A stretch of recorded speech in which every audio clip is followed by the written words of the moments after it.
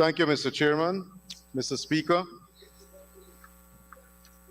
for allowing me this opportunity at this hour to make my presentation on Budget 2023 as presented by the Honorable Minister of Finance, Senior Minister within the Office of the President with responsibility for finance. And from the onset, Mr. Speaker, I wish to acknowledge, like so many other of my colleagues, the hard, dedicated work that went into the preparation of a document that is preparing to improve our lives today whilst laying a solid foundation for prosperity tomorrow and way ahead in the future. And Mr. Speaker, this budget is following a trend that is long established by this government, the People's Progressive Party civic government. And it has measures in place that are totally unrelated to election cycles. And I say this because sometimes in planning budget, politicians would look at what to do to make you the most popular party at the time of elections. On this side of the House, Mr. Speaker, the PPP civic government is concentrating on building a solid foundation for generations to come. And if you look at the budget also, especially in the big projects, the transformational projects, some of them have started, some will start this year, some will start next year. Many of them will be finished long after 2025, and the impact will not be felt by our voting population. But that is not of concern to us. What is of concern for us is that we are putting and laying a solid foundation for prosperity of all our people. In 2020, Mr. Speaker, it was our plan for the budget team, it was our plan for prosperity, protecting our people in a COVID-19 environment, strengthening democracy and the rule of law, incentivizing growth and job creation, enhancing welfare. That budget, Mr. Speaker, was $29.5 billion. And indeed, that period was very challenging.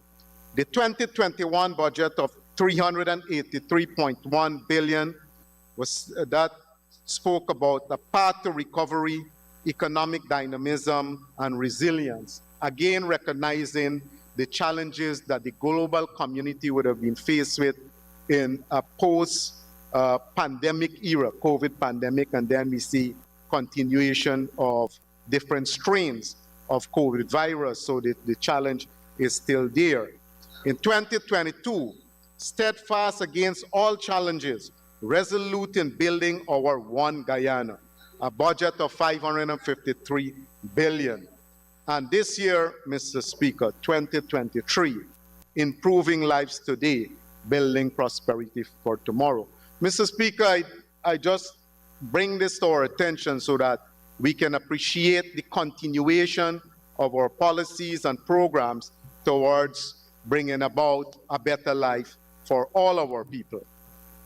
Mr. Speaker, it will be remiss of me if I don't address some of the issues raised by members of Parliament on the other side. And first of all, I would like to clarify what Honorable Member Dr. Mahadev would have said, because it was definitely interpreted wrongly by the Honorable Member who spoke before me.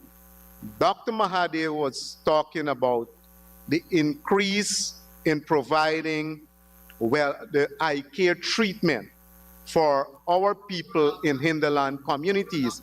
And he said that citizens benefited, members of the opposition and their families benefited, and rightfully so.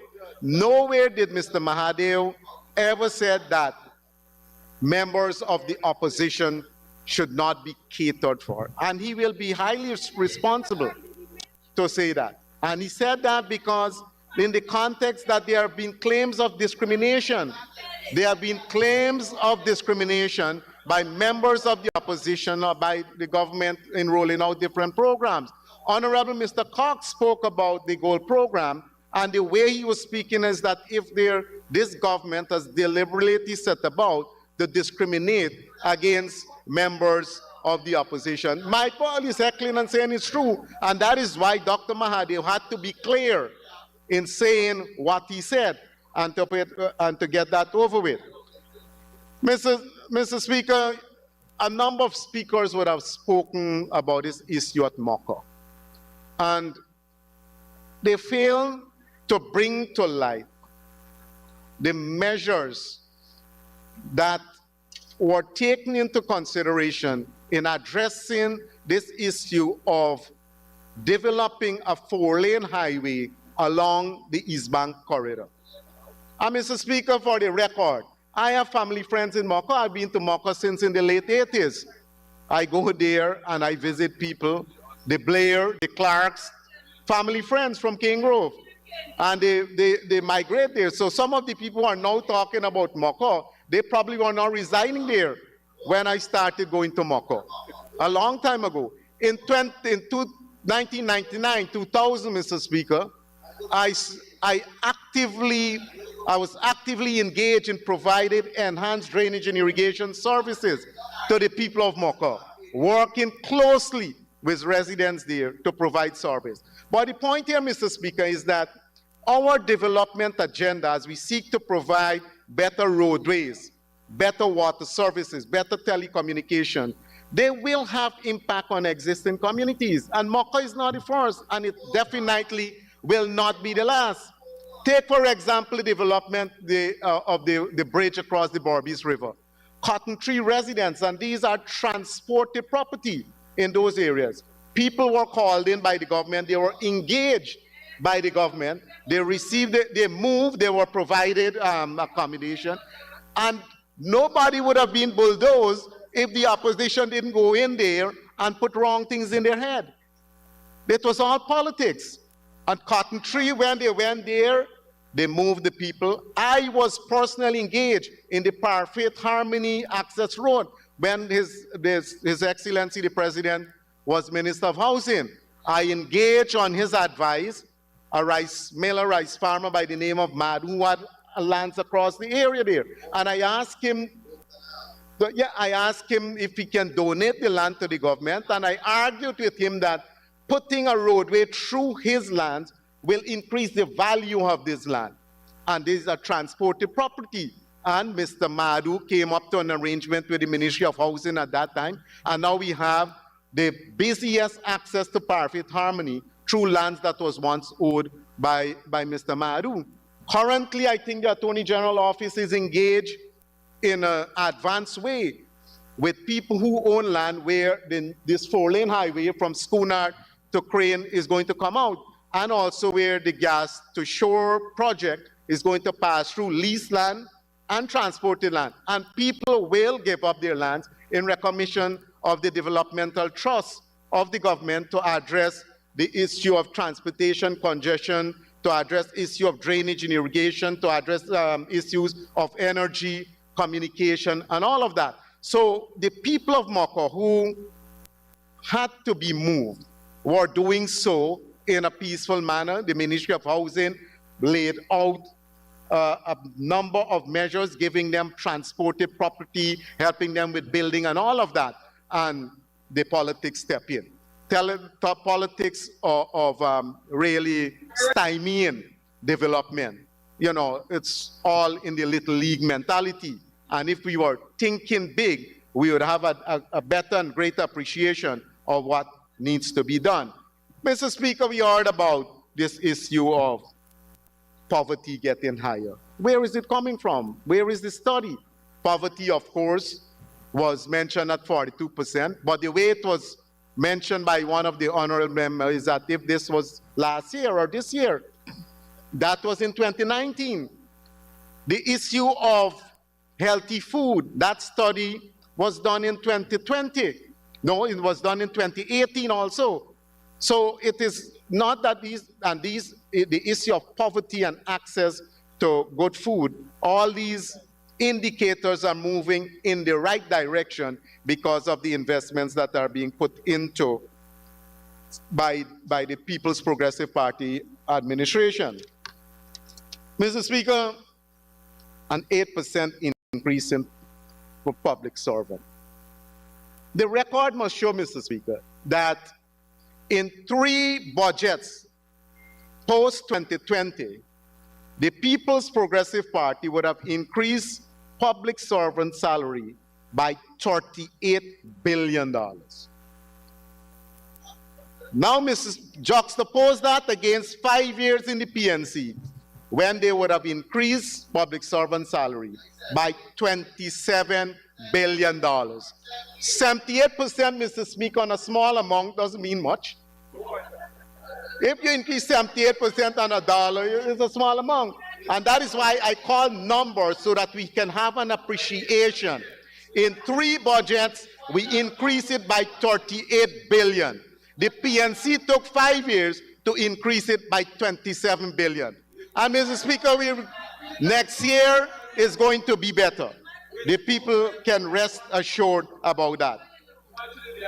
Mr. Speaker, I spoke about this issue of the healthy diet. This was a study that was done by the UN, and the report was called The State of Food Security and Nutrition in the World. And this is not now. This is not now. Mr. Speaker, the issue of co-op. The Honorable Member, Madam Desir, would have put it over as if the Honorable Minister Joseph Hamilton was going after co-op for the dissolution of co-op. He merely said that there are co-ops existing that are not functioning, and they have acres of land tied up either in a one-man show or in a family operation, depriving the genuine members of these different co-ops the right to earn or beneficially occupy these lands. And there's nothing racial about that, Mr. Speaker. There are a number of co-ops in this country that are mixed, very mixed. Some of them dominated by one race over the other. A very good co-op is the Virgin Nubian Rice Co-op. And that co-op is functioning, and sometimes it needs help along the way. And I think the minister was raising this issue primarily from the position that this government is prepared to make budgetary allocation to assist in providing better services for co-ops. Mr. Speaker,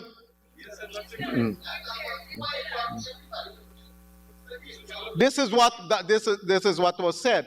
Mr. Speaker, another issue we have to address also is this matter that was raised by a number of speakers, including member of the Public Accounts Committee, Mr. Mike Paul. Honorable member, I think, Mr. Jones, also raised this matter of the Public Accounts Committee. And Mr. Speaker, what they said about the Public Accounts Committee is that we had changed the quorum. Mr. Speaker, in this National Assembly here, every year we change laws, we update laws, we bring legislation to make our legal agenda modern and to address new issues. A lot of these laws are old and outdated, need updating. We even had a recent discussion on the hemp legislation. And democracy mustn't be for the opposition, Mr. Speaker. Democracy got to be for the government also. There must be democracy for all of us. And if there is a change in the quorum, and I don't know why the members of the opposition are complaining by something which they perceive to benefit the government, and then they are saying they will be the government. They should lie low if they will be in the government, because it will benefit them. So, Mr. Speaker, the issue of the change on the quorum has nothing to do with any ulterior motive by the government. It has nothing to do with that. And members argue about this issue of scrutiny. That is exactly the point that I want to make, Mr. Speaker. Scrutiny. The opposition, members of the opposition, wants to avoid scrutiny of that period post-December 2018. And we want to ensure that the people of this country and people in the opposition camp understand fully what happened from that period, December 2018, to the period 2020. And that is why we're going to examine the Auditor General account year after year, so that we can bring to the attention of our people what transpired during that period. Now, the point was made, Mr. Speaker, that the Auditor General report is laid in Parliament by September of the preceding year. Members of the opposition don't need the Public Accounts Committee to bring what is in the Auditor General report to the attention of the public. From day one, they can go out there and state what is in the Auditor General report. Honorable member, let me state here you need an extension.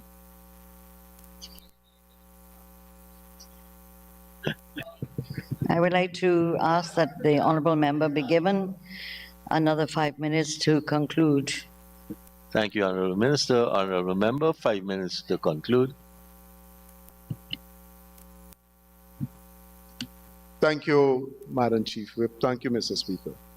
Mr. Speaker, I listened attentively to the honorable member, Mr. Jones, when he made his presentation. And Mr. Jones sought to lecture to this government here about issues of good governance.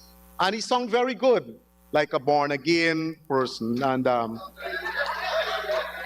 was taken in by his presentation. And sir, I started thinking about what Mr. Jones is saying, and I realized that Mr. Jones has his own agenda.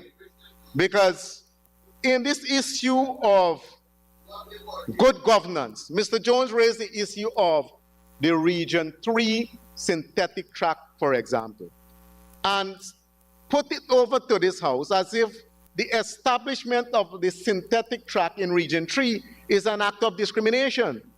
Mr. Speaker, what is wrong with people of Region 3? Mr. Jones went on to say that most athletes come from Region 4 and Region 10, and why you put it in Region 3? Shouldn't we have athletes in Region 3? Region 4 is blessed with a lot of sports infrastructure. Mr. Speaker, we have the stadium right here. We have the gymnasium. We have Cliff Anderson Sports Hall. We have the pool, state of the pool right across here. We have a racket center that provides for squash, for lawn tennis. All these facilities are in Region 4. And Mr. Chairman, Mr. Speaker, I will tell Mr. Jones, honorable member, that good governance is about diversifying your facilities to all the regions and not to concentrate it in one region, which will be discriminatory. And that we should... Mr. Speaker, you know, Mr. Jones should have practiced good governance when he was in the government, because I remember issues that are clearly not demonstrating aspects of good governance associated with ownership of a piece of land next to a health center where it was purported, right? And I don't think the president at that time was aware that Mr. Jones would have gotten title. Good governance would have dictated that we go through the proper process and you do the survey and ensure the boundaries don't take over half of the health center and the lands and surveys. So, yeah, but they didn't give you the health center. So and then there were issues of good governance over the allocation of funds from the Sustainable Livelihood and Entrepreneurial Development Initiative. I think this initiative was supposed to be funding community-based projects in areas of agriculture, apiculture, value-added, ICT, tourism, targeting the vulnerable and the disadvantaged. You know, not to be used, I can tell you with all assurance that that is exactly what that is being used now for the proper purposes. So, Mr. Speaker, when we talk about good governance, we must not forget the past and what we used to practice. And if we want to make recommendation, we must make recommendation, take into consideration what we did, and apologize to our people for the wrongs that we would have done, whether willingly, knowingly, or unknowingly. And then move on, and then come and make recommendation to the government on how we can move forward. Mr. Speaker, the issue on what the president said. The president, when he spoke, the honorable member raised this issue about 20%. The honorable member was not clear whether the president spoke about a time frame, whether the president was speaking about the 20% on the current allocation, or whether the president was speaking about 20% of the budget. All these are very unclear in the honorable member's presentation. And what we are certain about is that year after year, more and more money will be going towards education.